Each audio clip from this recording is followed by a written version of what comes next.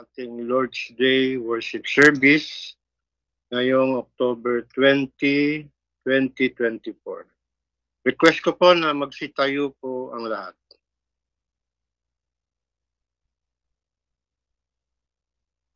At i-open ang inyong Bible sa 1 Peter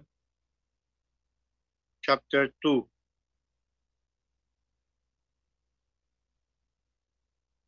1 Peter chapter 2 verse 24.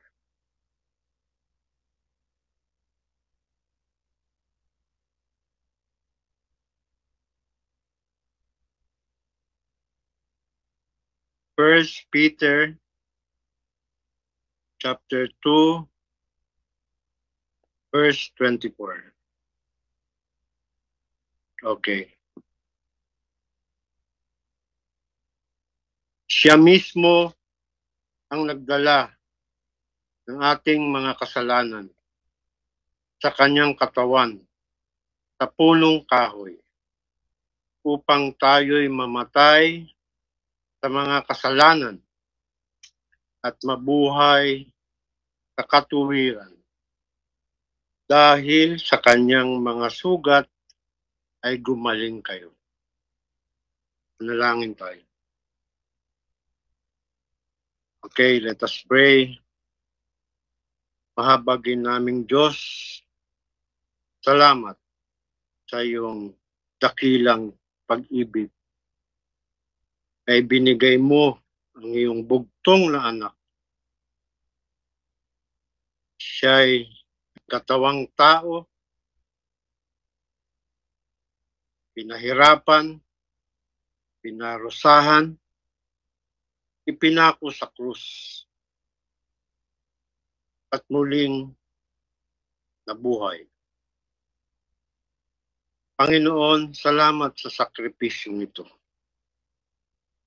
Sa kabila ng aming mga kasalanan, sa pagiging sa aming kakulangan, kulang pa sa wala bilang isang tao. Ngunit ginawa mo ang sakripisyong ito. Naway makita ng bawat isa ng ang sakripisyong ito na ginawa mo ay tumimo sa aming mga puso. Naway tumatak ito sa puso ng bawat isa. Ito'y ginawa mo para kami palayain sa pagkakaalipin sa kasalanan at para kami mabuhay sa katuwiran. Panginoon, naway ito'y ginawa mo upang masunod namin ang iyong kalooban. Sabi mo nga sa iyong salita sa Mateo 5, na kami ay maging asin at ilaw. Upang kami ay kakitaan ng kabutihang loob, kabutihang mga gawain upang luwalhatiin nila ang aming Diyos na nasa langit. Purihin ka, Diyos Ama, Diyos Anak, at Diyos Espiritu Santo. Ikaw lamang at wala nang iba. Salamat. Ito ang aming panalangin sa ngalan ni Jesus. Amen.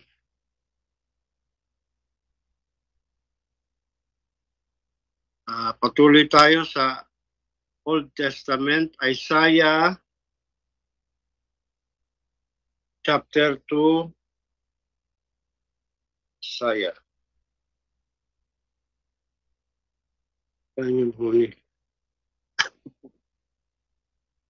Chapter 2, verse 2 to 3. Isaiah chapter 2, verses 2 and 3. Okay. At mangyayari sa mga huling araw na ang bundok ng bahay ng Panginoon ay matatatag bilang pinakamataas sa mga bundok at itataas sa ibabaw ng mga burol at lahat ng bansa ay pupunta roon.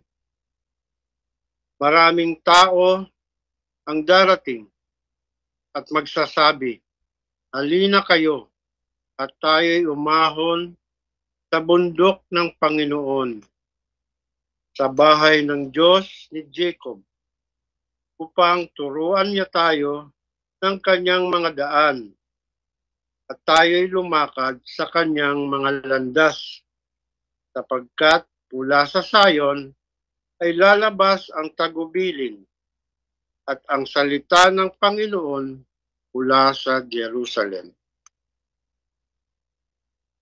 At sa pagpapatuloy sa Mateo chapter 13, verses 28 to 30. New Testament. Mateo chapter 13, verses 28 to 30. Sige po.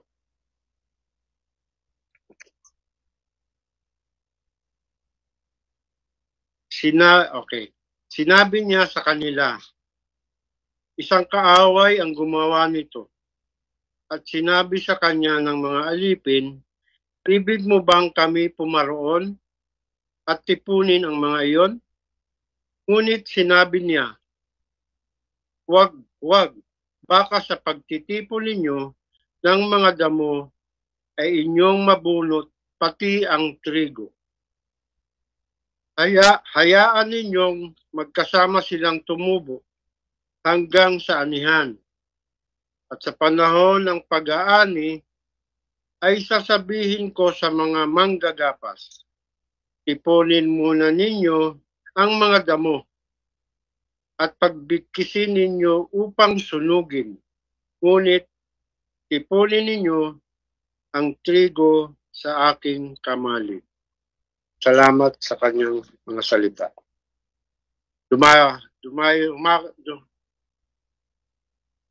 Sa ating pag-awit ng hymno.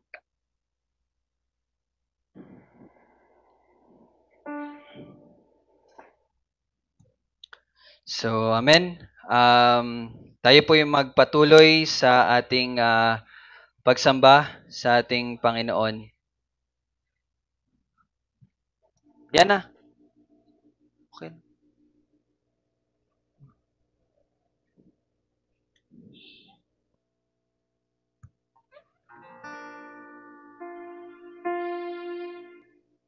So, sa atin pong unang aawitin, ang title po is Christ Our Wisdom.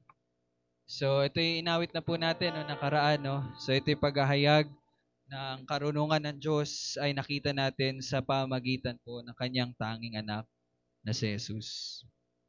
Sa atin po itong awitin.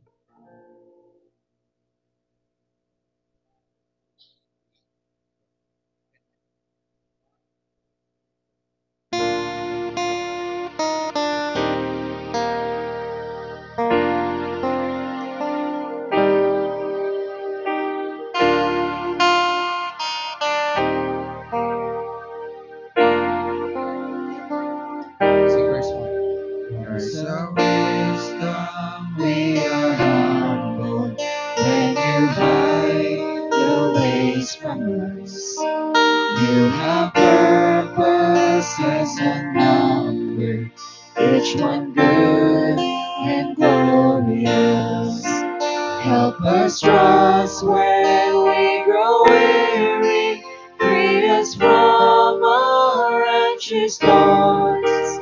Give us grace to see more clearly. You are God and we are not.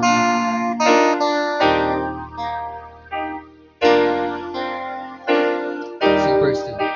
Christ our wisdom, be our gladness when we fail to understand. You ordain all joy and sadness to fulfill your perfect plan. Help us know you rule with power over every raging flood. In our most uncertain hour, you are God and we are lost.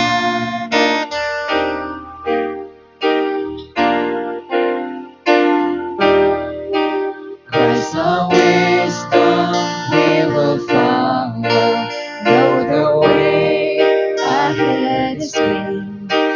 As we journey through the shadows, grant us faith where sight is free.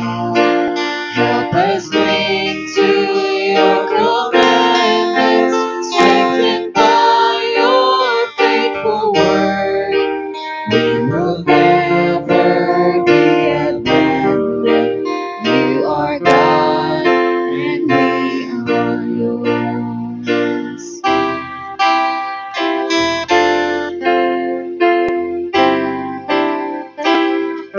Sing. Christ our wisdom, we adore you for the beauty of the cross. Once in foolishness we scorn you, but your blood has ransomed us. Help us sing the endless mercies of your humble heart to sing. Christ our wisdom, Christ our glory, you are God forever praise. Help us sing the endless mercies of your humble heart to sing.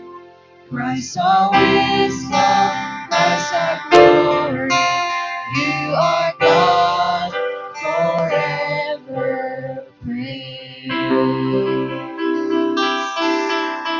Amen. So sa ating patuloy na paghahayag ng pagpupuri sa Panginoon, atin pong awitin itong bagong kanta. So ang title po nito ay It is Finished. So ihayag natin na tapos na po yung ginawa, yung creation, na even yung pagliligtas ng ating Panginoon. So awitin natin yung verse 1, uulitin po natin siya 2 beses para maging familiar po kayo at makasunod na po kayo. Okay? So all together, let's sing this.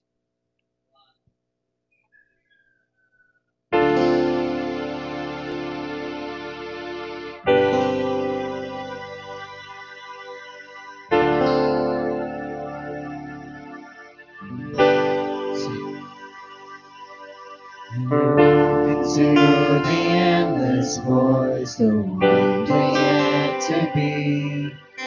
And in the dark, your ageless voice spread out the galaxies.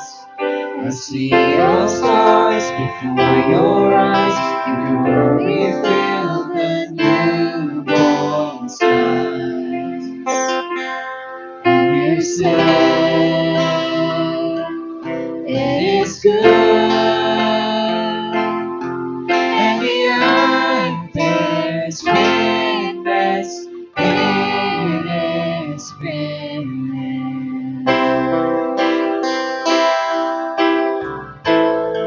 Sing verse 1 again. You look into the endless voids, the wonder yet to be. And in the dark, your ageless voice spread out the galaxies. A sea of stars before your eyes, your glory filled the newborn skies. And you said, it is good, the earth bears witness, it is written.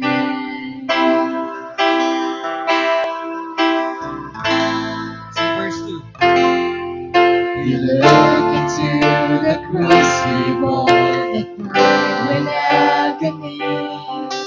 You humbly chose the Father's will and climbed to Calvary. Your blood for all must you put out your final breath that should come down. And you said, it is done.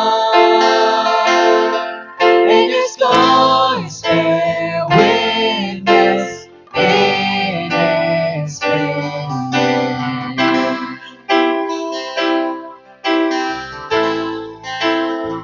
Sing verse 3. I look into the holy place and through the open veil. I see my risen King of grace who pleads my Father's will. My healing in your sacrifice, my name within your wounds inscribed. And you say, you are mine, and your love bears witness, it is written.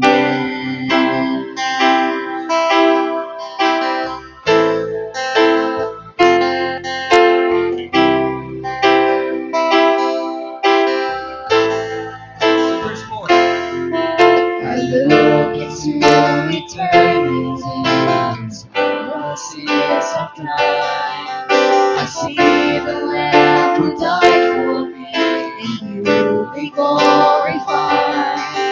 With open arms you bring me home to bow and worship at your throne. And you say, come and rest, as my heart bears witness, it is written.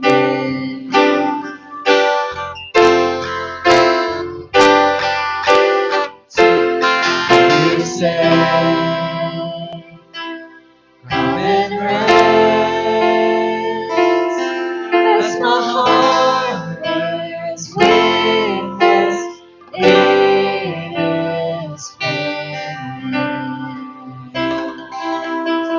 Palapakan natin ang Panginoon sa pag-iligtas sa atin.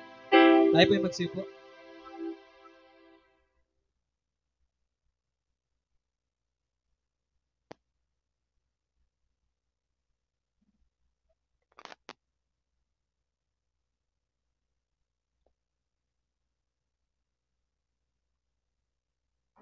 Ayusin mo. Pakiayos daw. Bakit naka-share screen ka?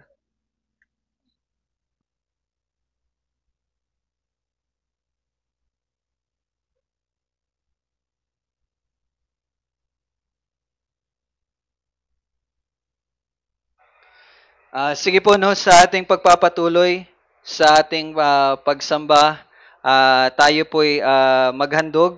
Ibigay na po yung ating mga handog, no. So meron pong box dyan sa likod. Pwede nyo pong ibigay ang inyong kaloob, no. At ito ay ayon lamang din sa ipinagkaloob po ng ating Panginoon sa atin. So bilang pasasalamat sa kanyang pagpapala po sa atin. And pwede rin po sa online, so meron tayong GCash account. You can send also, no, your giving, at yan po ay magagamit natin. Lalong-lalo na we praise God, no. Meron po tayong conference next year, and God willing, atin po itong mapaayos para po mas maging conducive, no, sa ating mga pag-aaral. So yun ang isa sa mga bagay na dapat, isa po sa mga bagay na atin pong hahandaan. Okay? So bago po tayo magsimula, tayo po manalangin muna at magpasalamat sa ipinagkaloob ng Diyos sa atin at ating binibigay. Panginoon, kami po ay nagpapasalamat sa patuloy na pagpapala. Lord, higit sa lahat ang kaligtasang ipinagkaloob mo sa amin, lahat ng mga spiritual na pagpapala na kailangan namin para sa aming pamumuhay at kabanalan, lahat, Lord, ay pinrovide mo. Salamat, O Diyos, at itong mga ibinigay namin ay ekspresyon ng aming pagpapasalamat sa lahat ng iyon. At even, Lord, sa mga pagtutustos at pagpapala sa may mga pisikal na pangangailangan. Salamat din, Panginoon, dahil ang mga kaloob na ito ay magagamit para sa mga gawain pa na advance pa po, Lord, ang paghahayag ng iyong salita. Salamat, Panginoon, sa mga nagbigay, even, Lord, sa mga wala, dahil ikaw ang patuloy na magpapala sa kanila at magbibigay sa kanila na even though may kakulangan, ay lubos na magpapasalamat ang bawat isa. Salamat, Panginoon, dahil ikaw ang siyang nagpupuno sa aming mga pangangailangan. Purihin ka, ito aming panalangin sa pangalan ni Jesus. Amen. Alright, so happy Lord's Day and good morning po sa bawat isa, and we're so happy to have you. Even po sa mga nasa online, I would like to recognize Andit family, and Mendez family also na nandyan. And even, hi Avril, I'm so happy to see you. Although hindi kita nakikita, pero okay lang yan. Welcome ulit. And even dito sa Kabkaben, so happy Lord's Day. Pakigreet naman yung katabi ninyo. Dapat nagagalak kayo na nakita nyo ang inyong mga kapatid, no, sa pananampalataya.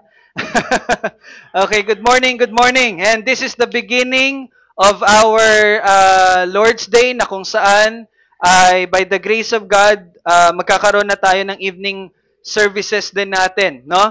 So, para lang po sa impormasyon ng lahat, ito po ay ginagawa natin bilang pagsunod na ang pamamaraan ng Panginoon na ihayag niya ang kanyang pasya, no? Kanina sa mga nakasali po sa Sunday school, no? Ang task na meron ng isang iglesia ay ipahayag ang whole counsel of God. Ibig sabihin ang buong pasya ng Panginoon. And in 7 days, there's only one day na nagagawa natin yon, and that is the Lord's Day. And sabi sa salita ng Panginoon na ating pahalagahan, no? Pabanalin ang banal na araw ng Panginoon. So, we praise God dahil nandun tayo sa direksyon na iyon. And I'm so excited to see kung ano po yung magiging pagpapala ng Panginoon in terms of our spiritual growth sa ating paggawa noon. So, naway ipagpaunawa din sa bawat isa yung pangailangan natin, lubos na pangailangan natin ng salita ng Diyos. Okay? So, sa ating pagpapatuloy, let's open our Bible sa mga gawa, chapter 11, verses 90 to 30. So, this will be the last part para po sa pag-aaral natin sa chapter 11. Pero habang naghahanda po ako, I decided na to cut it into 2. So, next week, next Sunday morning, for our morning service, magpapatuloy pa rin tayo sa chapter 11. So, hindi muna natin buo tatapusin ito. Okay na kayo dyan? Yes. Alright, thank you. Sorry, nakalimutan ko yung... Alright, so let us stand up before our God sa pagbabasa natin ng kanyang salita. So, chapter 11, verses 19 to 30. So, tayo po yung magsitayo. Pati po sa online, if you can stand, please stand. So, lahat po na tayo, atin po itong ipahayag, ating basahin, verse 19. Samantala, ang mga nagkawatak-watak dahil sa pag-uusig na nangyari kay Esteban ay naglakbay hanggang sa Phoenicia, sa Cyprus at sa Antioquia na hindi sinasabi kanino man ng salita maliban sa mga Hudyo. Subalit, may ilan sa kanila, mga lalaking taga Cyprus at taga Cyrene, nang dumating sa Antioquia ay nagsalita din sa mga Griego na ipinangaral ang Panginoong Jesus. Sumasa kanila ang kamay ng Panginoon at ang napakalaking bilang na sumasampalataya ay nagbalik loob sa Panginoon. Nakarating ang balita tungkol sa kanila sa mga pandinig ng iglesia na nasa Jerusalem at kanilang sinugo si Bernabe sa Antioquia. Nang siya'y dumating at nakita ang biyaya ng Diyos, ay nagalak siya at kanyang hinimok ang bawat isa upang manatili sa Panginoon na may katapatan ng puso. Sapagkat siya'y mabuting lalaki at puspos ng Espiritu Santo at ng pananampalataya. At napakaraming tao ang idinagdag sa Panginoon. At si Bernabe ay nagtungo sa Tarso upang hanapin si Saulo. Nang siya'y kanyang matagpuan, ay kanyang dinala siya sa Antioquia. At nangyari na sa buong 1 taon ay nakasama nila ang iglesia at nagturo sa napakaraming tao. At sa Antioquia, ang mga alagad ay pinasimulang tawaging mga Kristiyano. Ng mga araw ngang ito ay may lumusong sa Antioquia ng mga propetang galing sa Jerusalem. Isa sa kanila na ang pangalan ay Agabo, ang tumayo at ipinaalam sa pamagitan ng Espiritu na magkakaroon ng matinding tagutom sa buong sanlibutan. At ito'y nangyari sa kapanahunan ni Claudio. Ang mga alagad, ayon sa kakayahan ng bawat isa, ay nagpasyang magpadala ng tulong sa mga kapatid na naninirahan sa Judea. At kanilang ginawa ito at pinadala nila sa matatanda sa pamagitan ng mga kamay ni Bernabe at Saulo. Pagpalain po ang pagbabasa ng salita ng Panginoon. Tayo po'y magsiupo na.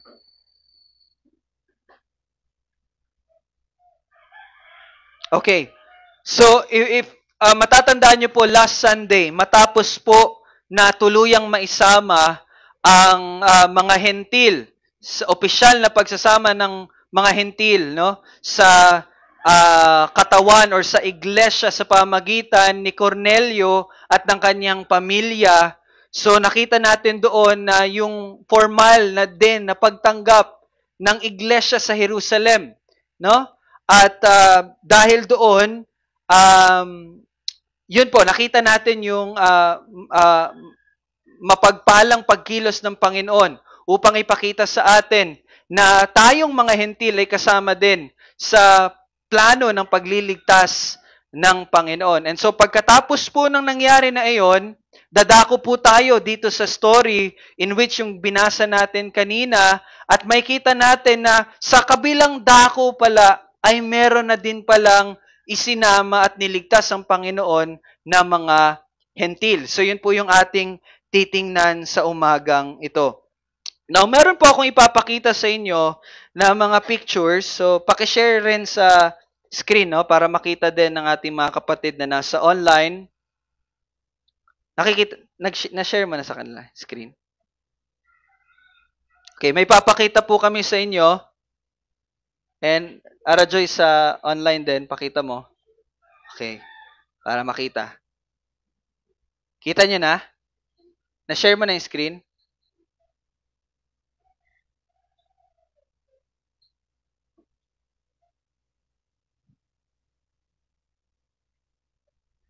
Na-share na? Skype.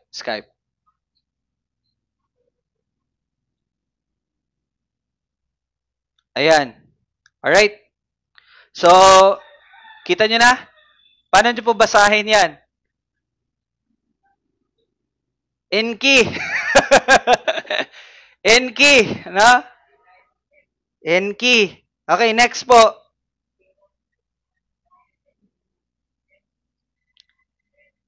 Enki, yan. Dave. Dave.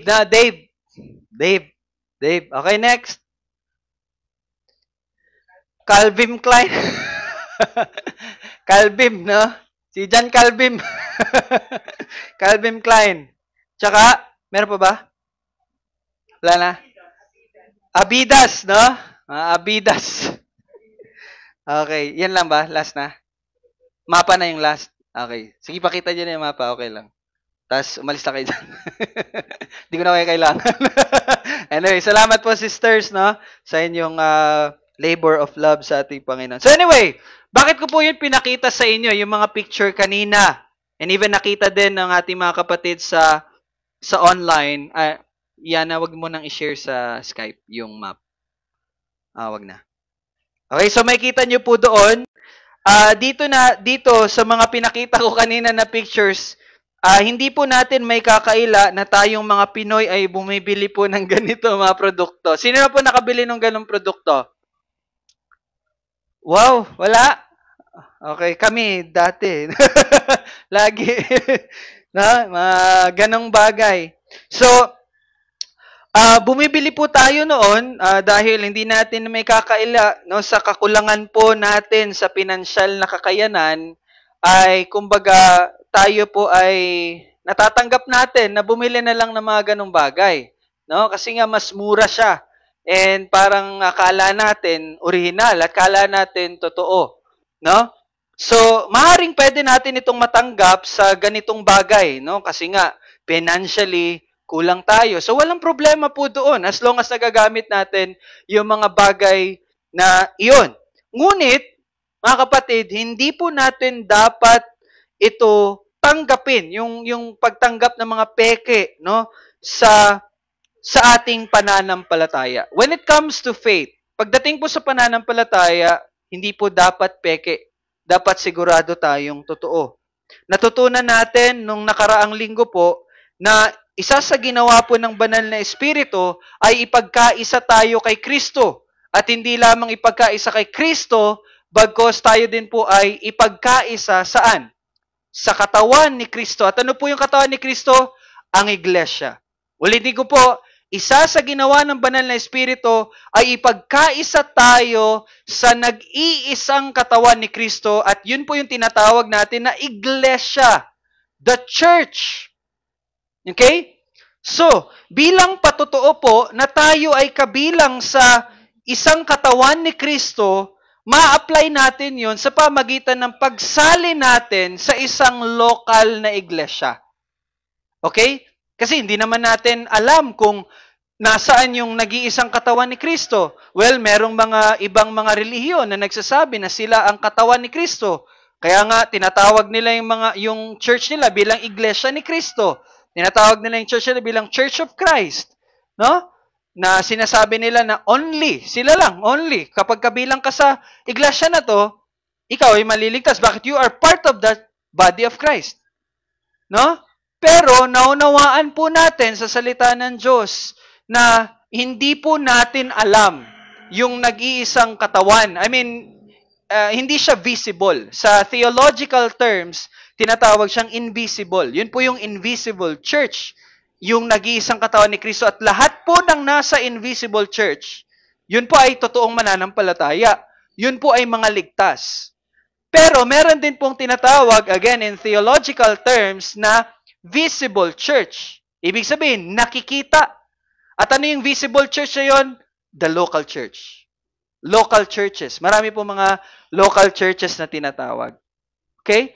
So, bilang nalalaman natin na ang Espiritu Santo ay pinagkaisa tayo sa isang katawan ni Kristo, at yon ay mapapakita natin in application sa pamagitan ng pagsali natin sa isang lokal na iglesia, nararapat lamang po na maging sigurado tayo at alam natin na kung yung lokal na iglesia na yon ay kabilang nga doon sa nag-iisang iglesia na katawan ng Panginoong Hesus.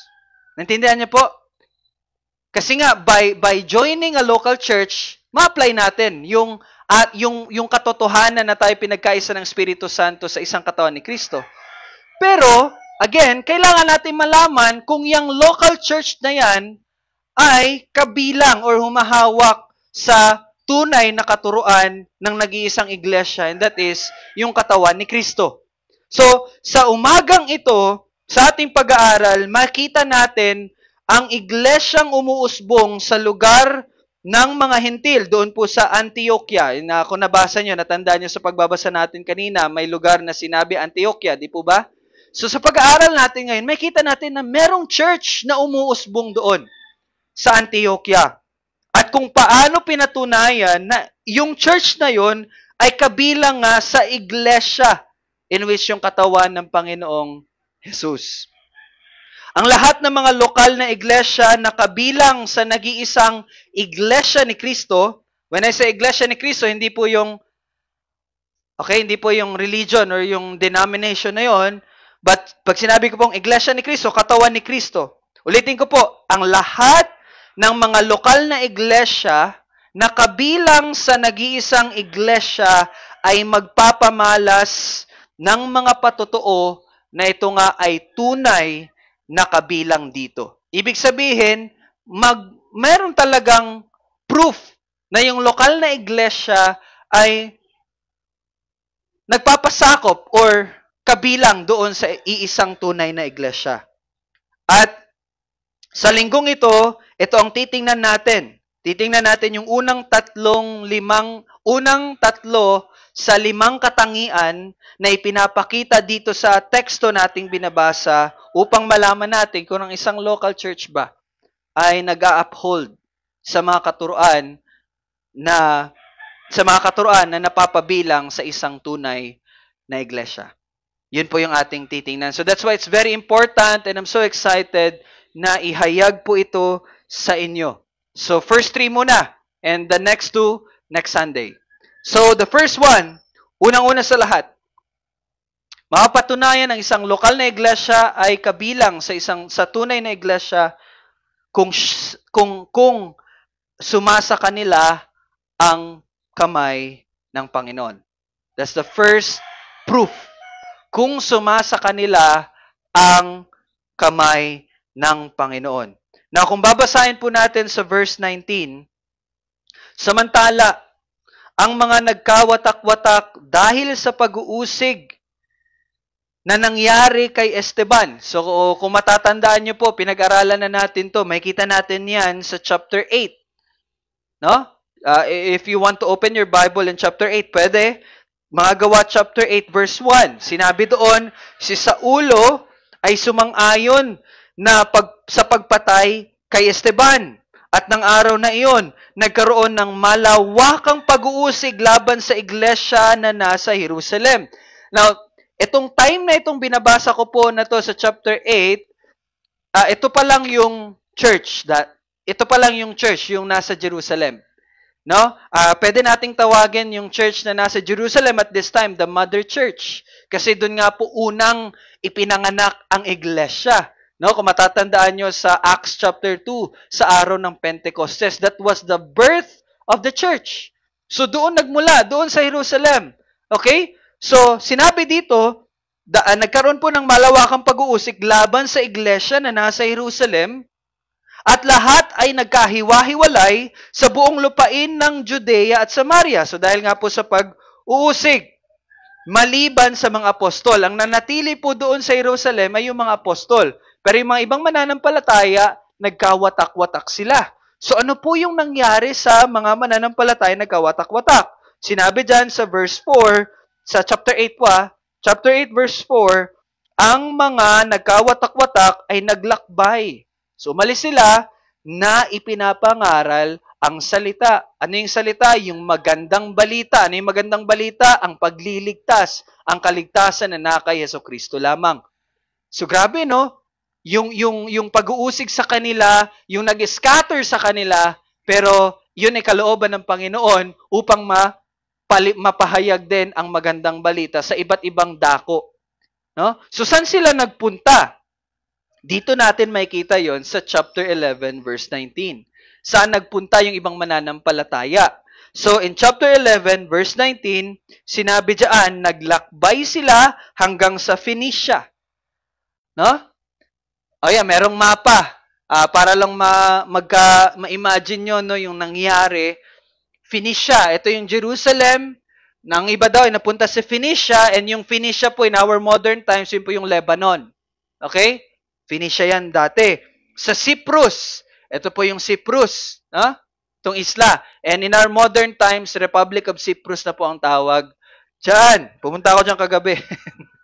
Okay. And lastly, sa Antioquia. Yan yung Antioquia.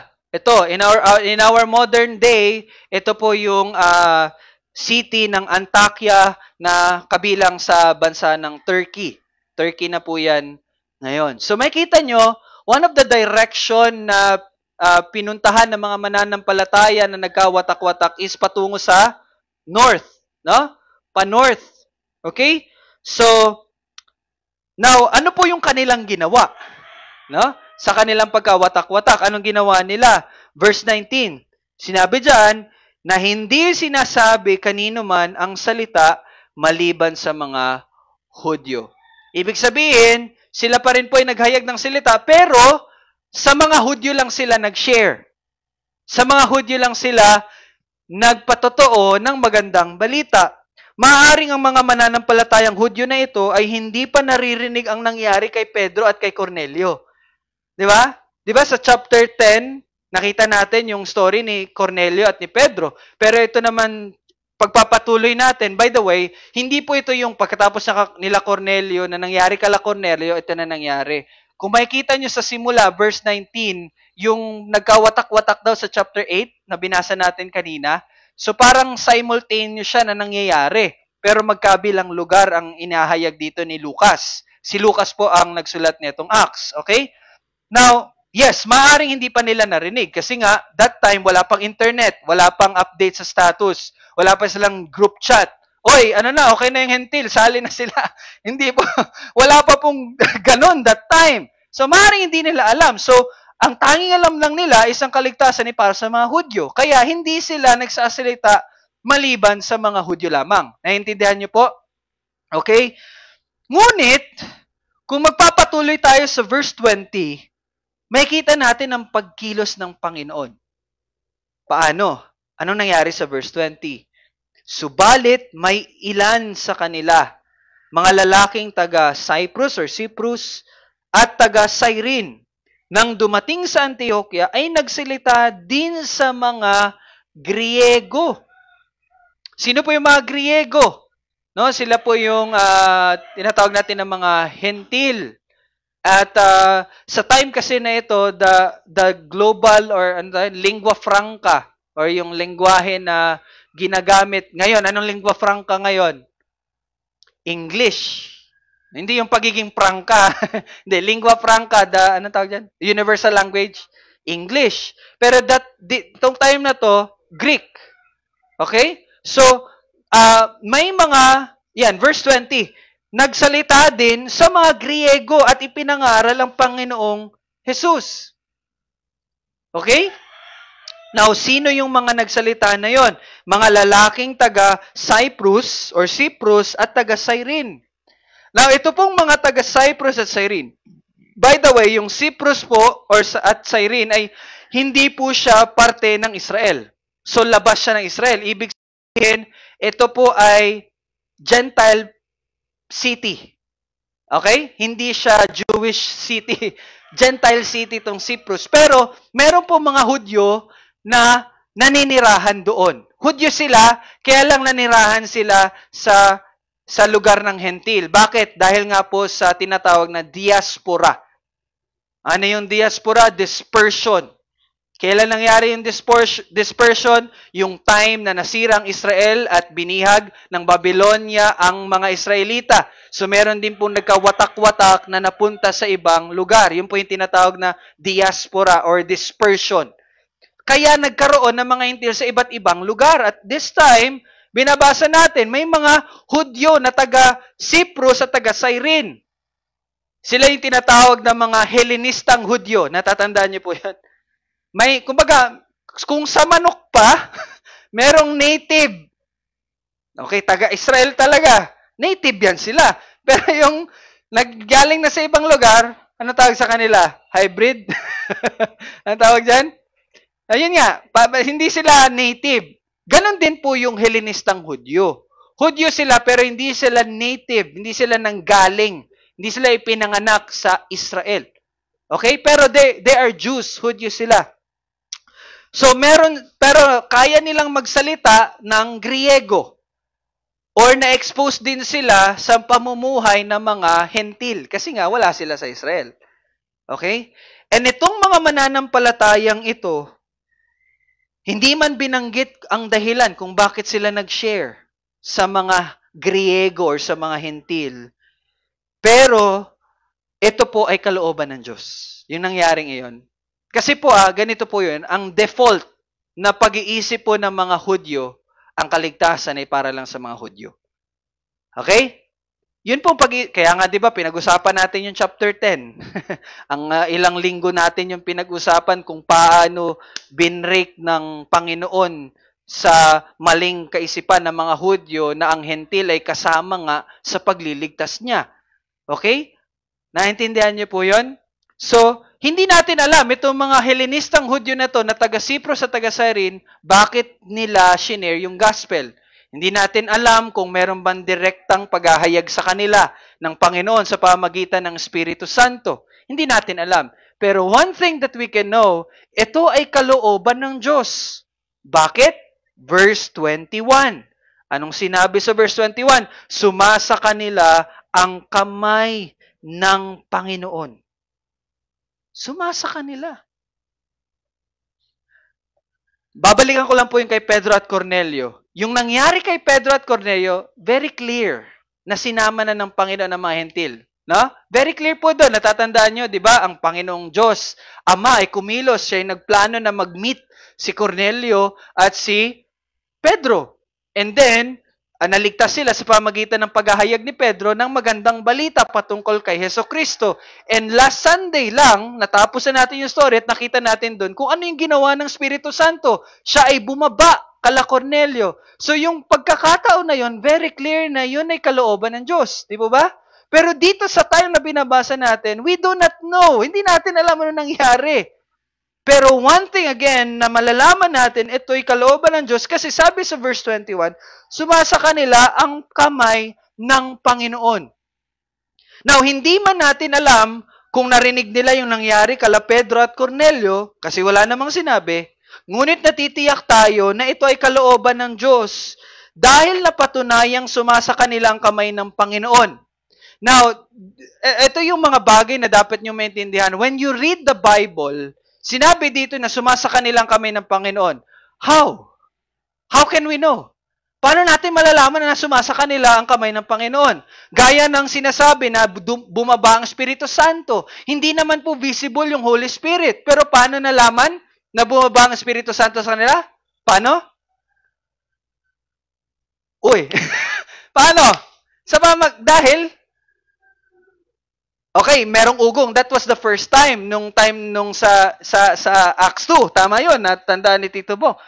Pero sa time na ito kala Cornelio, paano nila nalaman na bumaba ang Espiritu Santo? Kasi nagsalita sila Cornelio ng iba't ibang lengguwahe. Pero hindi nila alam na may Holy Spirit, but because may visible fruit, yung Holy Spirit, alam nila ay bumaba sa kanila yung Espiritu Santo. Kasi nagsalita sila ng iba't ibang wika. Now, it's the same principle. Paano natin malalaman na sumasa kanilang kamay ng Panginoon sa pagbabasa natin? Di ba? Paano natin malalaman? Verse 21 pa rin. Ano nangyari? At ang napakalaking bilang na sumasampalataya ay nagbalik loob sa Panginoon. Yun yung pruweba na sumasa kanila ang kamay ng Panginoon. Kasi marami at napakalaking bilang ang sumampalataya at nagbalik loob sa Panginoon. Now, kung ating babalikan po yung ating napag-aralan sa Book of Acts, ang paglagay ng napakalaking bilang ng mananampalataya ay tanda ng tunay na pagkilos ng Diyos sa mga mananampalataya. So can we have survey? Mag-survey tayo. Tingnan natin yung chapter 2. Balik tayo sa chapter 2. Pag sinabi po nating survey, parang scan, parang the overview. Tingnan natin yung chapter 2, mga Acts pa rin. Let us be quick lang. Okay? Chapter 2, verse 41. Sinabi dyan, chapter 2, verse 41, kaya't ang mga tumanggap ng kanyang salita ay binautismuhan at nadagdag ng araw na iyon ang may ilan? 3,000 kaluluwa in just one preaching. Grabe, no? And in chapter 4, verse 4, ngunit marami sa mga nakarinig ang sumampalataya at ang bilang nila ay ilan? 5,000. Imagine that. No? 5,000. And in chapter 5, verse 14, chapter 5, verse 14, lalo pang maraming mananampalatayang lalaki at babayang naidagdag sa Panginoon. No? Pag sinabing marami, marami po talaga. In not just more than one. Okay? And in chapter 6, verse 1, ng mga araw ngang ito, nang dumarami ang bilang ng mga alagad.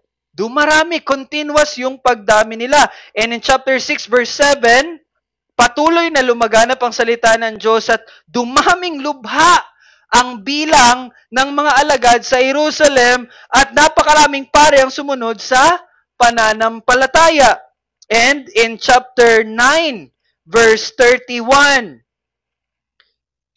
chapter 9, verse 31, sa gayoy nagkaroon ng kapayapaan at tumatag ang iglesia sa buong Judea, Galilea at Samaria na namumuhay na may takot sa Panginoon at may kaaliwan ng Espiritu Santo. Ito ay dumami. No? So makita nyo dyan sa mga verses, meron po pala, chapter 9, verse 35, sorry, hindi pa pala tapos. Verse 35, siya ay nakita ng lahat sa mga naninirahan sa Lida at Sharon at sila'y bumaling sa Panginoon. Imagine, no? Lahat ng mga naninirahan sa Lida at sa Sharon. Ang dami niyan, no? And in chapter 9, verse 42, ito'y napabalita sa buong Joppa at marami ang nanampalataya sa Panginoon. So you see, no? Isa sa mga patunay na kumikilos, sumasa kanilang kamay ng Diyos ay ang pagdami, paglagay ng maraming mananampalataya. But, meron pong but. Maging maingat po tayo na isipin na ang mga malalaking simbahan sa panahon natin ngayon ay tunay ngang sa Diyos. Ang dami pong mega churches ngayon. Okay? Ang dami pong mega churches ngayon. Pero, tandaan po natin na ang mga malalaking bilang na binasa natin kanina ay mga totoong mananampalataya. Okay? Baka po kasi magkamali tayong isipin, sa number pala matitingnan yan. So yung His Community Church, 2 taon na, 20 pa rin sila, hindi pala yan sa Diyos kasi hindi naman sila dumadami. Be careful on that thought.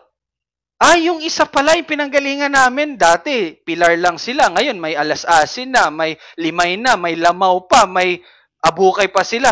So, totoo silang nasa Diyos. Kasi dumadami sila eh. But be careful on that thought. Okay? Hindi po number ang pinapakita dito. Okay? Although number yung pinakita ko sa inyo. Pero hindi po yun patungkol sa bilang. But patungkol po yun sa mga tunay na mananampalataya na naipabilang sa iglesia. Okay? It's not about the quantity. But yes, nakita natin, grabe yung quantity.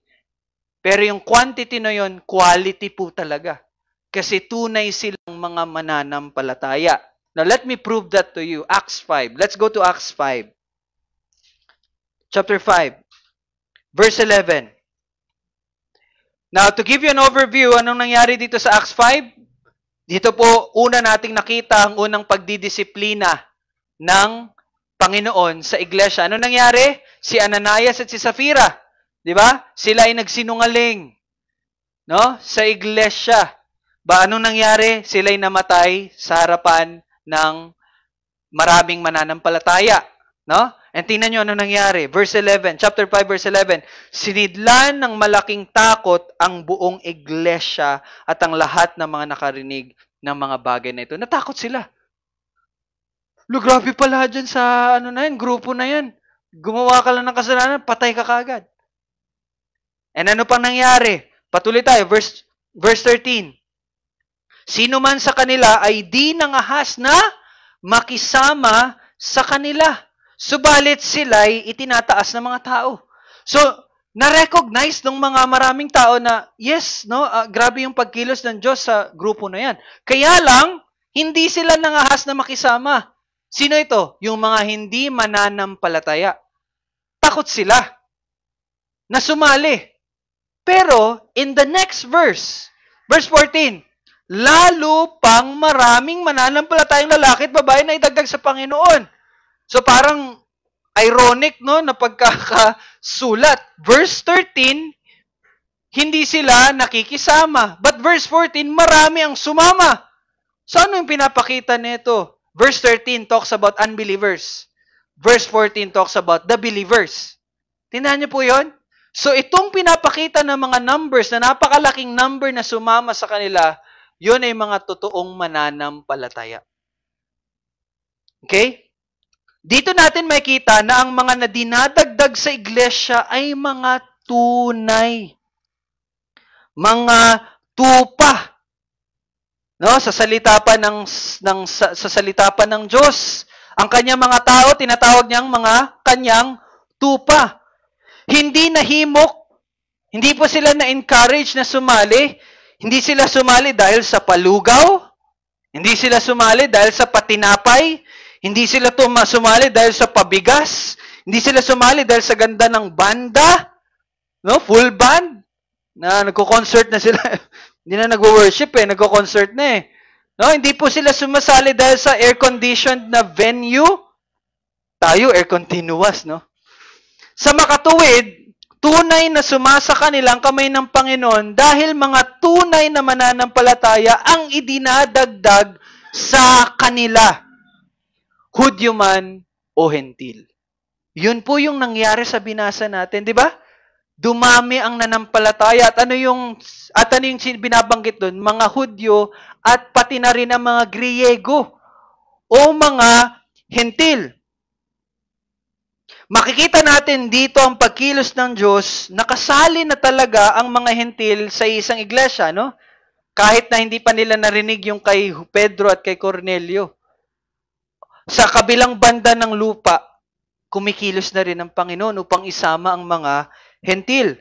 Now, ang lokal po na iglesia ay tunay kung sumasa kanila ang kamay ng Panginoon. At paano yung napapatunayan? Napapatunayan sa pamagitan ng pagdagdag dito ng Panginoon ng mga tunay na mananampalataya. At tunay nga dahil ang nag-iisang katawan ni Kristo ay binubuo ng mga tunay na mananampalataya. So the local church, ito man po ay hindi perpekto. Pero the local church na totoong kabilang, na kabilang sa isang iglesia ay sumasa kanila ang kamay ng Diyos dahil dinadagdag ang mga tunay na mga mananampalataya. Pero wag niyo pong iisipin din, wag po tayo magkakamaling isipin na lahat ng mga nasa local church ay ligtas. Hindi po. Tinihan niyo po yan? Majority, yes, totoo. Pero meron din po talagang mga hindi totoo sa isang lokal na iglesia. Bakit po? Kung babalikan natin yung New Testament reading natin kanina, natandaan niyo po yung New Testament reading natin kanina? Yung parable, yung talinghaga, na yung story na nagtanim sila pero pagkagabi mayroong masama na nagtanim din ng mga dahon, and then nung lumaki na yung mga tanim, nakita ng mga alagad na, uy, bakit mayroong mga damo? So sinabi nila sa Panginoon nila, gusto mo bang tanggalin namin na yung mga damo? Anong sabi ng Panginoon? Wag, kasi baka masama mo yung mga trigo.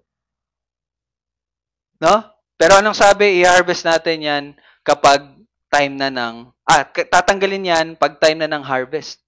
Tapos, tatanggalin lahat sabay-sabay, and then doon ipag-separate.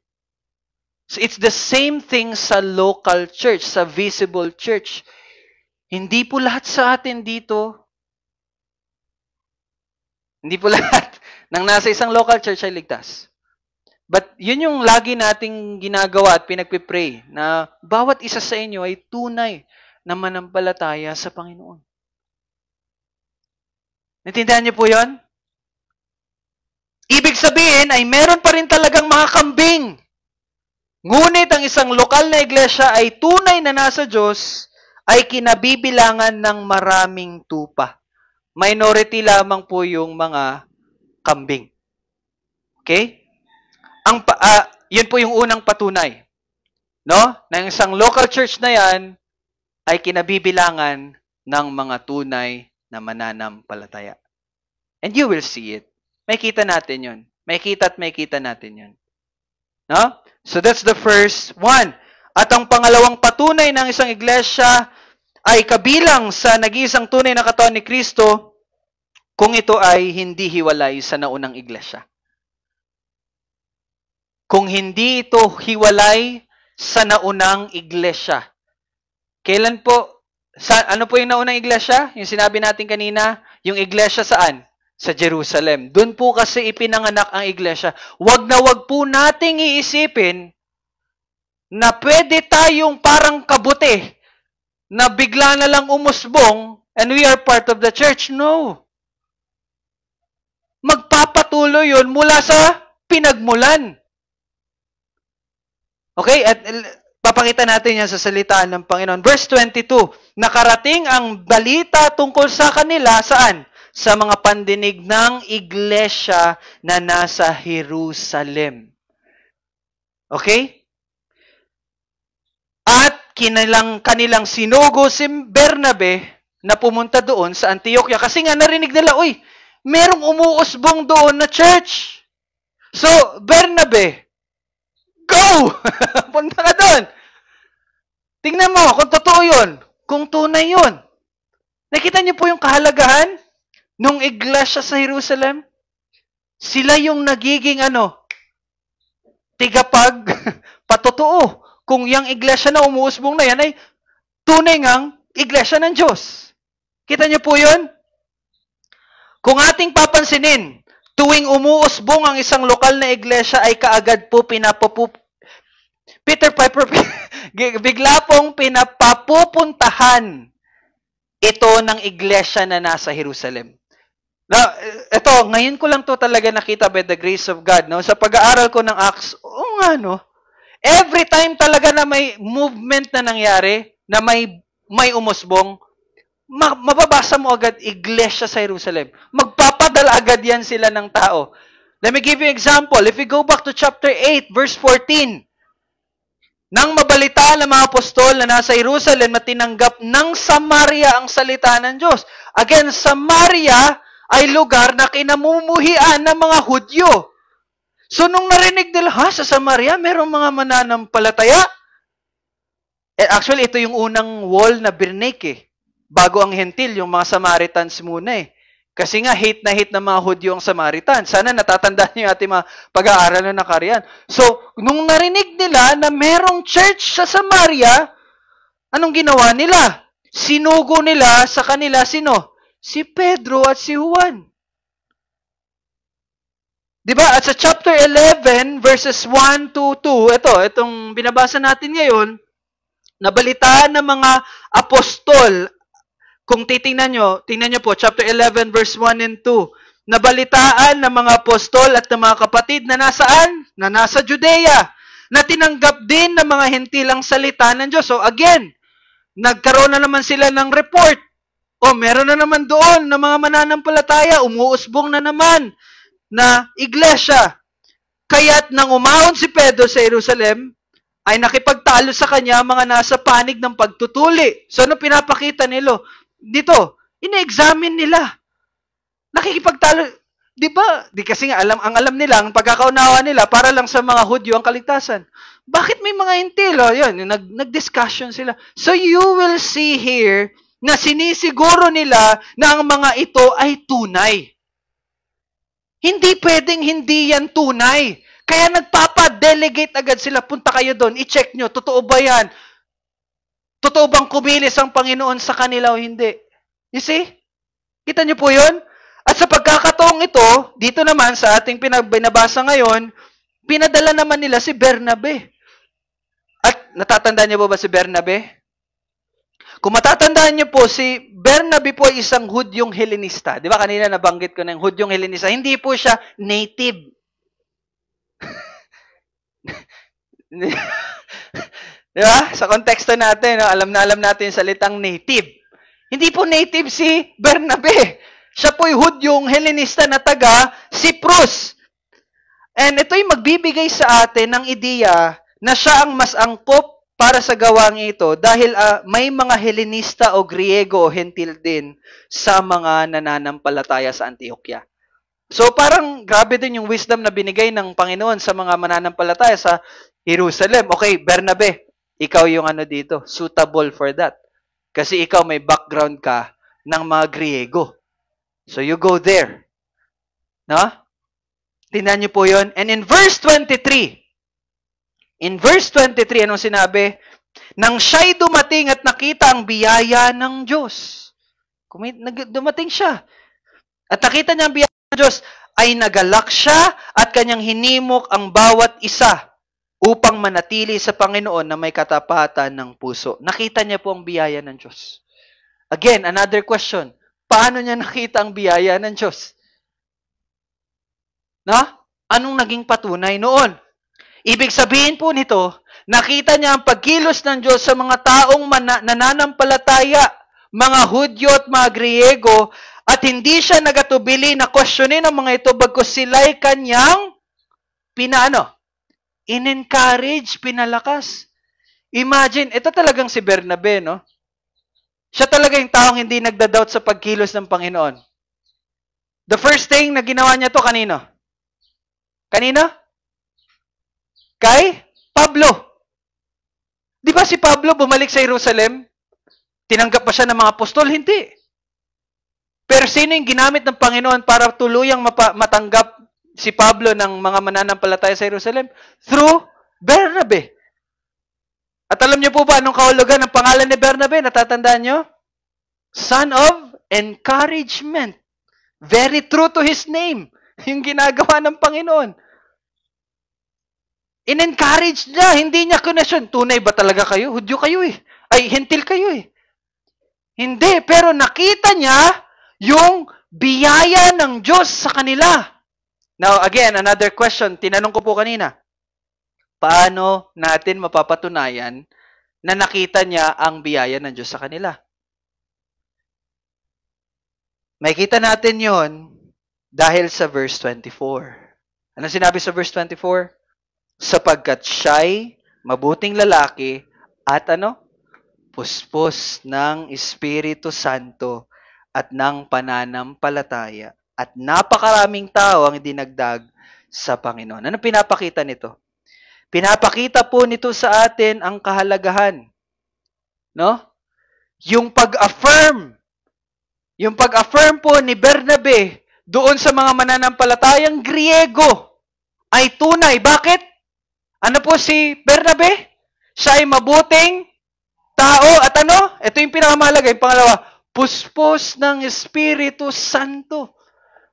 So, ang naging proof niya at naging patotoo niya na sila'y tunay na mananampalataya kahit hentil sila ay sa pamagitan ng Espiritu Santo.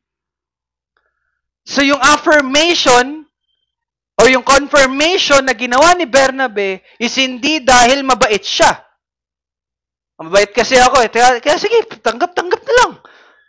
Hindi po ganon. But his confirmation comes from the Lord God Himself. Ang Espiritu Santo. Now, ang pinapakita po nito sa atin ay ang kahalagan po na tayo ay hindi hiwalay sa naunang iglesia. Lahat po ng churches na makita natin dito sa Book of Acts, lagi po silang may paglilitis ng iglesia sa Jerusalem. They are not disconnected. Hindi sila hiwalay. No? Kaya ito po ang kahalagahan. Mga kapatid, listen to this. Ito po ang kahalagahan na matutunan natin yung church history. Akala nyo kasaysayan lang yon? No. Mahalaga po yung pagkilala natin at pag-unawa natin sa history ng iglesia. Ano ba yung nangyari? Ano yung mga developments na nangyari at saan ito nag-uugat? Doon sa iglesia sa Jerusalem. Paano tayo nakakonect doon? Tagal-tagal na. How? How? Paano? Unang-una, yun ay makita natin sa paghawak po sa tamang pag-aaral at pangangaral ng salita ng Diyos. No? Kaya binibigyan po nating halaga yung sola scriptura. Okay? Hindi po yan dahil may reformation na nangyari. Hindi dahil sa time ni Martin Luther. No. From the very beginning, sola scriptura, ang salita ng Diyos ang dapat nating pinapahalagan dahil ito ang may otoridad para sa ating pananampalataya, para sa ating kaligtasan at pagtalima. At kung atin pong tatandaan, ang New Testament po ay sulat ng mga ng mga apostol at yung mga malalapit sa kanila. Luke is not an apostle, pero pinagkalooban siya ng Panginoon na isa siya sa magsulat ng banal na kasulatan. But he is closely related to Paul. Ang doktor po ni Pablo si Lucas, kasi Lucas is a physician. Okay? At kung mababasa po natin sa chapter 2 verse 42, ano ba sinabi sa chapter 2 verse 42? Na natili silang matibay saan? Sa turo ng mga apostol. Na yung mga mananampalataya, sila ay nanatili sa mga turo ng apostol. At alam niyo po ba, nung tinuturo ng mga apostol, turo po ni Jesus. At mamaya, bibigyan ko po yan ng mas, no? Pangalawa po, unang-una po na malalaman natin ng isang iglesia ay nagpapalaga sa church history, sila ay nananatili sa turo ng mga apostol. At ano yung turo ng mga apostol? Yun po yung kasulatan. Specifically, the New Testament. Okay? Pangalawa, binibigyan din po nating halaga yung historical creeds and confessions. Ano yung mga historical creeds na meron tayo? Apostles' Creed. Kung matatandaan nyo sa Night of Psalms, Hymns, and Prayers natin, tiningnan natin yan. Ano pa? Nicene Creed, Athanasian Creed, Chalcedonian Creed, and mga confession, historical confession, Westminster Confession of Faith, Belgic Confession, at yung pinag-aaralan natin kaninang Sunday School, the London Baptist Confession of Faith. Dahil ito po ay mga opisyal po, yung lahat ng yon, yung creeds po, at yung mga confession na pinag-aaralan natin, yun po ay mga tugon po para sa mga maling katuruan na lumalaganap sa loob ng iglesia. Alam niyo po bakit merong creeds? Alam niyo bakit may confessions? Kasi ito po yung mga specifically yung creeds. Ginawa po yan, sinulat po yan dahil po bilang tugon sa mga maling katuruan na umuusbong sa panahon ng mga iyon. And kung babasahin niyo po ang salita ng Diyos, ang warning po na binibigay ng salita ng Diyos, more than sin, is false teaching. Tayo kasi, ang alam natin, kasalanan. But the very enemy of the truth is lies. Maling katuruan. And yun yung kalaban ng iglesia from the very beginning. Kaya may creeds. Ano yung creeds? Official statement na ito yung totoo. Kasi merong ang mga kasinungalingan na umuusbong. Naintindihan niyo po? Kaya yung pag-aaral po natin ng creeds, pati yung confessions na pinag-aaralan natin ay mahalaga para po mag-ingat sa atin na hindi tayo maligaw sa mga maling katuruan. Bakit po? Kasi nga po, during those times, may mga maling katuruan po na umuusbong. And that is part of the history of the church. Kaya mga kapatid, if hindi kayo umattend ng Sunday school, let me tell you now, it is very important na mapag-aralan nyo yung pinag-aaralan natin sa Sunday School. Yung London Baptist Confession of Faith is hindi lamang po yan para dito. but para malaman nyo at mapag-ingatan kayo sa maling katuruan. Kasi kung babalik kayo sa time na naisulat yon, ang daming maling katuruan ang umuusbong. Blessed are you. Kasi, meron na tayong, babasahin na lang natin. Pero sila, pinagsikapan nila yon. Nagawin yon. Para kanino? Para din sa atin ng mga mananampalataya. Para ingatan tayo. So you see, the connection that we have with them. Kita niyo po yun? Kaya yung mga iglesia po na hindi inaaral yung church history, delikado. At muntika na po tayo doon actually. Muntika na tayo doon. No? Lastly, binibigyan halaga din po natin ang church oversight. Church oversight. Ngayon nyo lang po siguro narinig yung church oversight, no? Ito pong church oversight na ito ay makikita natin sa pangyayari na binasa natin. Yung pagpapadala po nila kay Bernabe, that's church oversight. No? At gaya ng layunin ng pagpapadala ng iglesia na nasa Jerusalem kay Bernabe upang ito ay malitis sa katotohanan nito, gayon din po ang ginagawa natin. Kaya 'di ba, isa sa mga prayer items natin, pinagpe-pray natin na mangyari na yung church oversight sa atin. No? No? Ito po yung pagkonekta sa iba pang lokal na iglesia at magpapadala po sila ng isang kapatid upang tayo ay i-oversight. Ibig sabihin, tayo po ay tuturuan nila at tutulungan tayo upang tayo po ay maisaayos sa kung ano po ang modelo at matagal na isinasagawa ng mga iglesia noong una pa. Hindi tayo gumagawa ng sarili nating pamamaraan, but we always connect kung ano yung tama at ano yung itinuro na at ginagawa na ng mga nauna ng iglesia sa atin. Upang tayo po ay lubos na mapag-ingat sa tapat na pangangaral ng tamang katuruan o doktrina at tamang pamamahala sa iglesia na naayon po sa kasulatan. At nagkaroon at pagkakaroon natin ng pakikiisa sa iba pang local churches.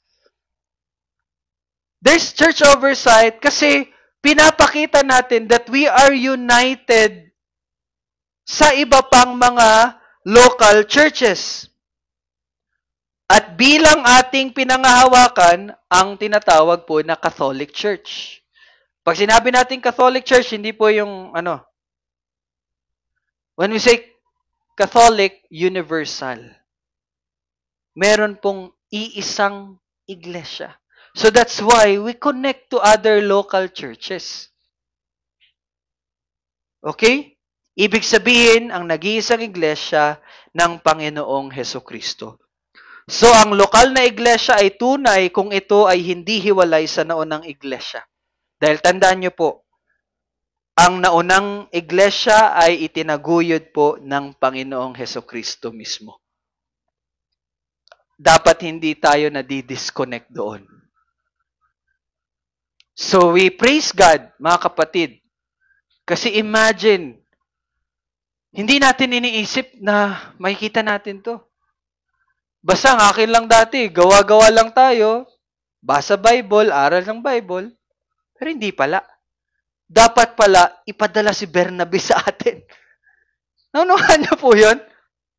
Dapat ipadala si Bernabe. And by God's grace, no? Meron na tayong nakita na local church na connected din sa ibang local church. Na yung local church connected din sa local church. And nakita niyo yung connection. Nakita niyo po yun? At babalik tayo doon sa original na iglesia. Kaya church history is very important. And ngayon, pinag-aaral natin London Baptist Confession of Faith. So mga kapatid, I encourage you, join us in Sunday school for you to know Ano yung hindi po historical na turo, hindi kung ang inaaral po natin dun, kung ano yung turo talaga ng salita ng Diyos. Kaya wag po kayong patulog-tulog pag Sunday school lang yan. No. And soon, Lord willing, mapapag-aralan na natin talaga yung history na nangyari. Pero hinay-hinay lang. I'm still praying, no? Help me pray for more pastors.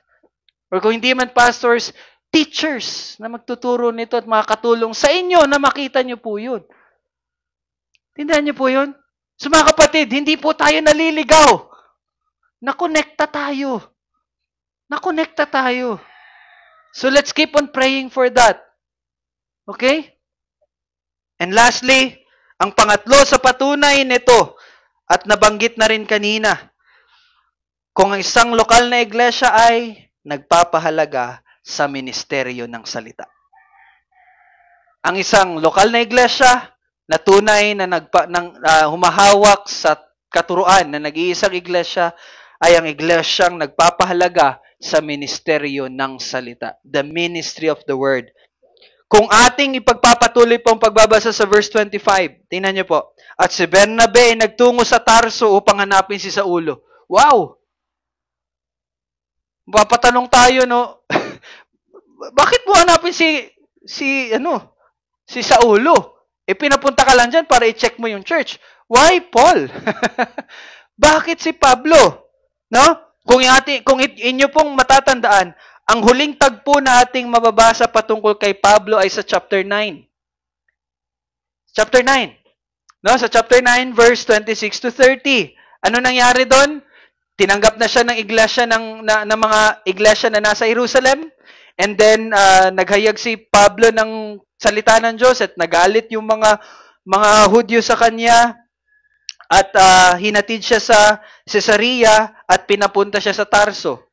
Yung Tarso po yung hometown ni Pablo. Bumalik siya kasi nga papatayin na po si Pablo. So iningatan siya ng mga kapatid, okay, umuwi ka muna. Balik sa hometown. At si Bernabe ay masikap na hinanap si Pablo. Bakit po? Hindi po ito madaling gawain. Dahil malayo po ang kanyang dapat lakbayin. Okay?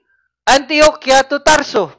No? Kailangan niya po yung lakbayin. And, mind you, ilang taon na po ang lumipas.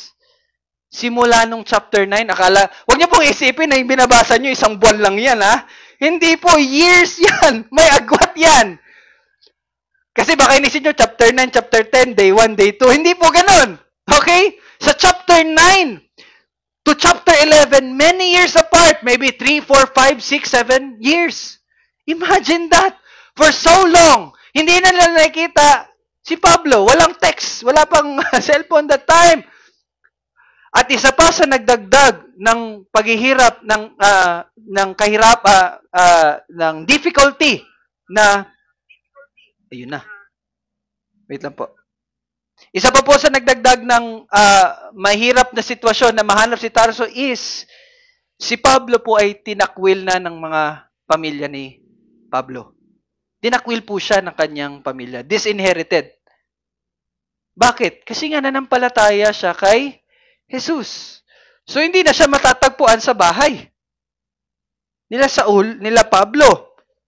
No? Ngunit, hindi ito naging hadlang kay Bernabe upang huminto. Ngayon, matatanong po ninyo siguro, anong connection ni Pablo? Bakit hinanap niya si Pablo? Bakit siya ang naisip na hanapin ni Pablo? Bakit hindi si Pedro?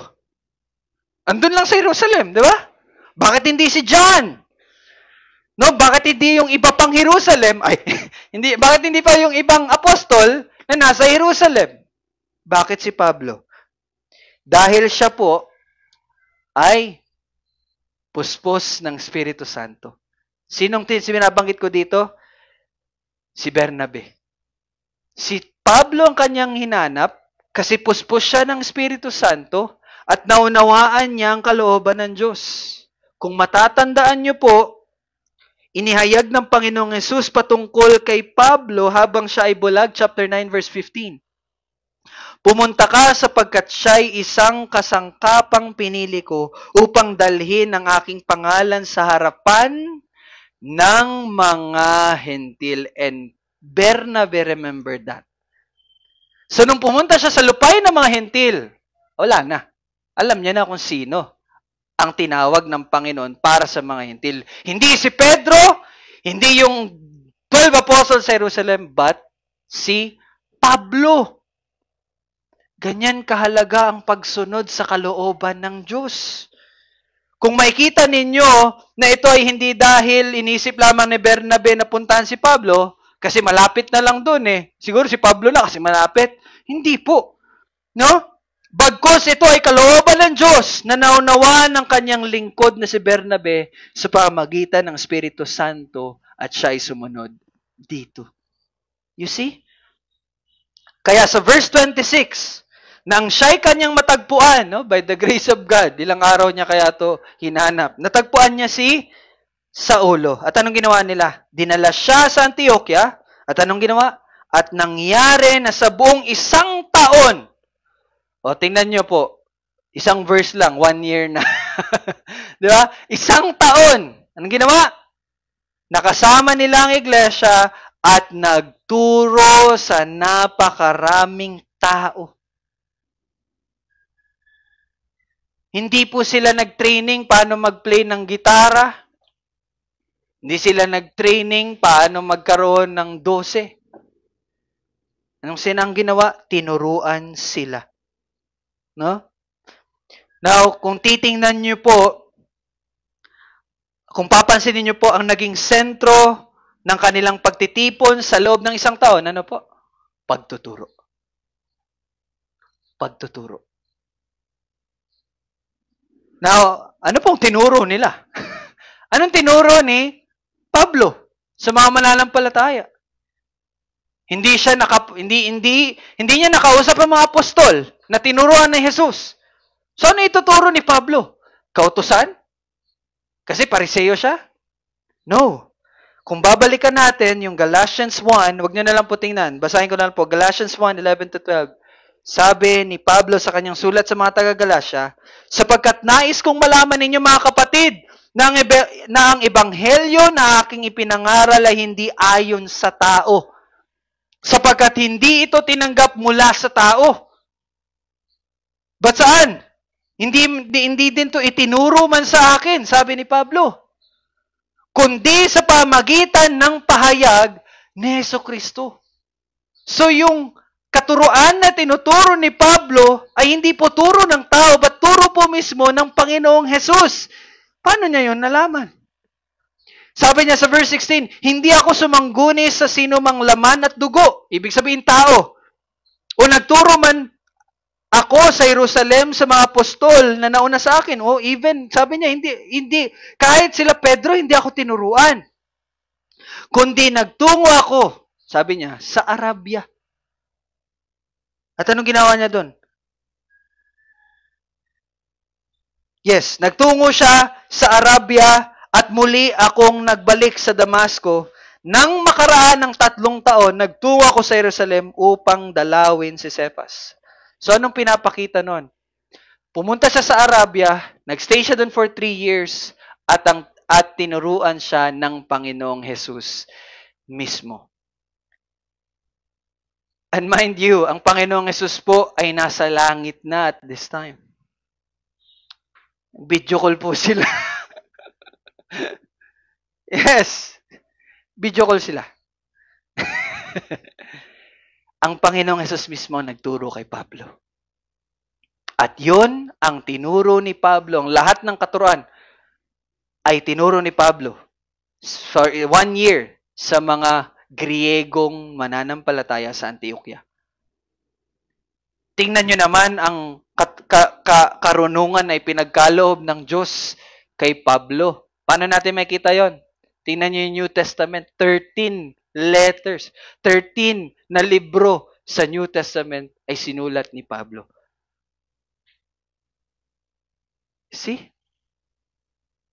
Malamang sa malamang, yung tinuro ni Pablo for 1 taon doon sa ito rin mga inaaral natin sa 13 na books na meron sa New Testament.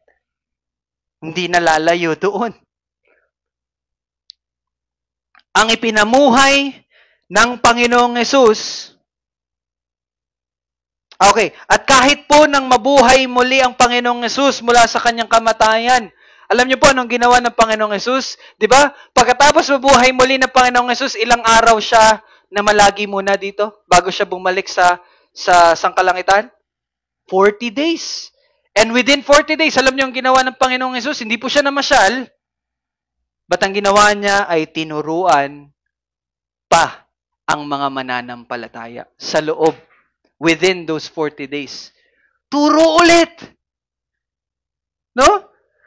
Ang ipinamuhay ng Panginoong Hesus ang magbibigay sa atin ng kaunawaan ng kahalagaan ng kanyang salita at pag-aaral nito. Tandaan niyo po, no? Kahit ang naunang iglesia, wala po silang ibang higit na binigyan ng pansin, tanging ang ministeryo lamang ng salita. Naalala niyo po ba yung nangyari sa chapter 6? Na mga gawa? Chapter 6, ano nangyari? Nagkaroon po ng kaguluhan between yung mga babaeng Hudyo, native, at mga Hellenistang Hudyo. Bakit? Kasi hindi na nabibigay yung yung tulong, yung ayuda. So nagkakaroon na ng pagkakagulo. At anong sinabi ng mga apostol? Sabi ng mga apostol, anong ginawa nila? Sinabi nila? Hindi nararapat na aming pabayaan ang salita ng Diyos at maglingkod sa mga hapag. Kaya mga kapatid, pumili kayo sa inyo ng 7 lalaking may mabuting pagkatao, puspos ng Espiritu Santo at ng karunungan na aming maitalaga sa tungkuling ito, samantalang kami, sabi ng mga apostol, samantalang kami, bilang maaming bahagi, yung ibinigay na task ni Lord sa kanila, ay mag-uukol ng aming sarili sa pananalangin at sa paglilingkod sa salita. And actually, that's yun din ang ng pastor. Kaya I'm praying for more leaders, more men na lumago upang makapag-focus na po ako sa salita. Di ba? At kahit po sa pagsisimula pa lang ng iglesia, dito na sila nakatuon. Acts 2:42, na natili silang matibay. Ito yung unang unang harvest ng church. Anong ginawa nila? Nanatili silang matibay sa turo ng mga apostol. From the very beginning, salita na po ng Diyos ang kanilang focus. Hindi po jamming. Hindi sports fest. Hindi role-playing. No, salita. At sa bawat tagpong may naliligtas, ang pinakaunang pagbabago na nangyayari sa kanila ay ang pagkakaroon ng lubos na pagnanais na makanig sa salita ng Diyos. Alam niyo po ba, mga kapatid? The very first fruit na nangyayari sa mga nananampalataya is their desire to learn. Desire na makarinig ng salita. Kaya nga, di ba mga kapatid, lagi natin pinapaalala ng bawat isa, mag-aaral kayo ng salita. Kasi natural yon sa atin. Kung matatandaan niyo po, John 4:40. Tatandaan niyo yung story sa John 4? Yung Samaritans? Di ba, nung nanampalataya sila sa Panginoong Hesus, anong request nila? Nakiusap sila na sa Panginoong Hesus, na manatili sa kanila. At siya'y nanatili doon ng 2 araw. Anong ginawa nila? Nagtitinginan lang? Hindi! Para matuto sila sa salita ng Diyos. Mga kapatid, kung kayo hindi nagiging ang salita.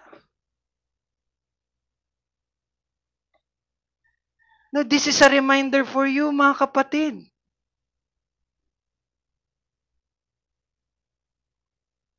Huwag niyo i-neglect ang word. And in chapter 10, verse 48, sila Cornelio, no? Pagkatapos na sila'y maligtas, anong sinabi nila? Pinakiusap nilang manatili si Pedro. Sila Pedro na may ilang araw. Para saan? Para sila'y maturuan.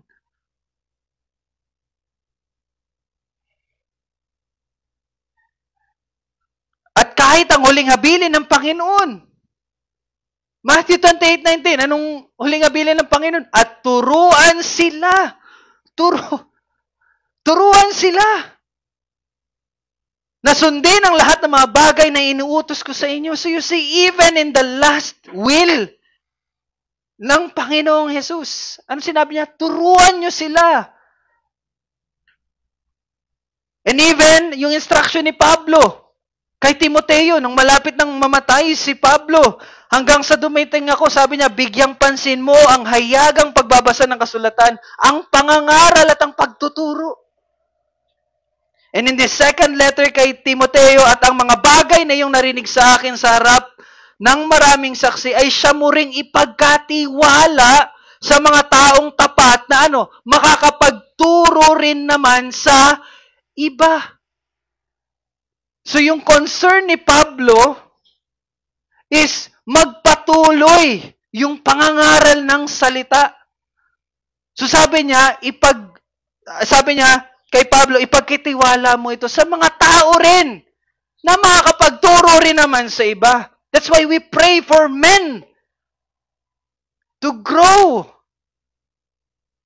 Kasi kayo ang magtuturo din sa iba.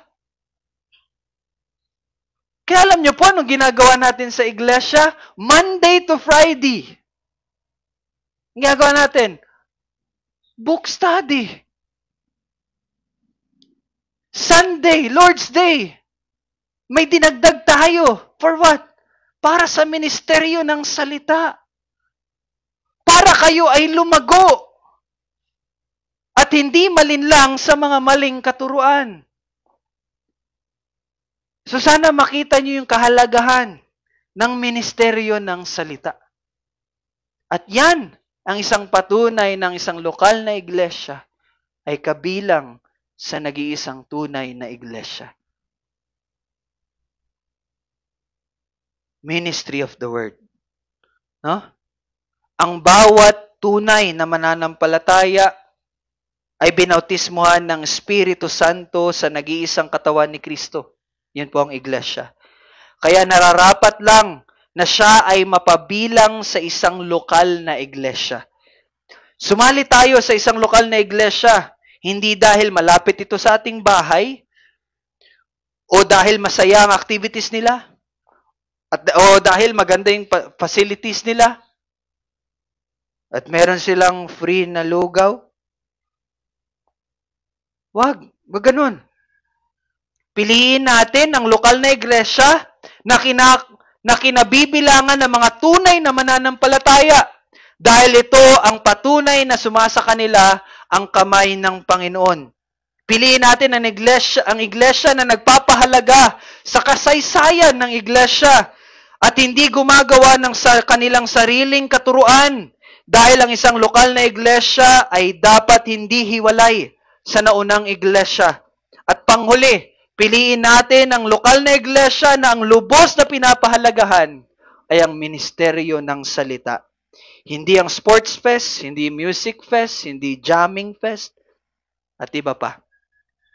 Ngayon ay itinuro sa atin ang salita kung paano natin malalaman ng isang lokal na iglesia ay tunay na pinangahawakan ang tamang pananampalataya, ang kaligtasan at pagtalimas na ayon sa salita ng ating Diyos.